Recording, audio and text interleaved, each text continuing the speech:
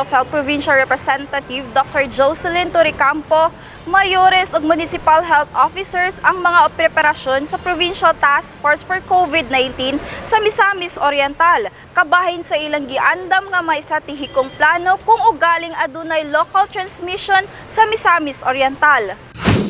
Kung graduhan kini sa doktora gikan sa 1 to 10, anaa kini sa 9. Nalipay kayo po nga naigihimo nga order si Governor to create those 11 committees, and we have heard their action plan. Parang one step ahead ang Misamis Oriental just in case nga naatay mahimong nga local transmission. And it will be a guide to the different municipalities kung mahitabo nga naagi community transmission in their locality. So naana sila parang actual example how to do the lockdown. Ang mga komitiba naglangkob sa travel and arrival, quarantine and isolation, security, food, transportation and mobilization, recovery and reconstruction, surveillance and contact tracing, information and risk communication, documentation and registration, sanitation and disinfection, ug management of the dead. Diin gipresentar atubangan mismo sa Provincial Interagency Task Force kon IATF ni adtong Hunyo 23, 2020 sa PVDEC Compound, Tagulwan, Misamis Oriental.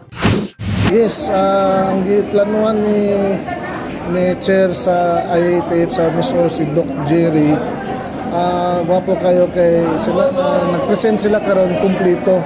So kasagara mong na mag-create og committee, 5, 2 na unom kani kay 11. So katong gisgutan nga kadlukan nga COVID, ilag yung naplastan katong kasagara mo mag-mention ng tao, magplano tag isolation, prevention, treatment, o kung simba ko mamatay, naisgutan niya po nila, na-present niya po nila. So well plan kayo o tungkol sa dana.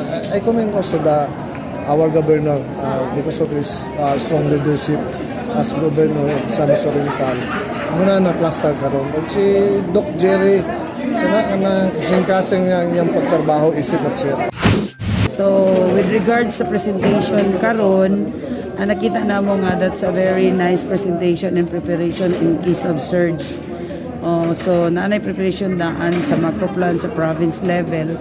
So pwede ito naman siya basihan sa among mga micro plan diya sa among ang munisipyo. Gani, gidayeg usab ni Dr. Torrecampo si Provincial Task Force Chief Dr. Jerry Kalingasan, hain one step ahead ang lalawigan kung hisgutan ang mga lakang batok COVID-19. Ako si Lambo Ethel Ipanag, alang sa limpyo ug matarong nga panggobyerno, padayon Pilipino.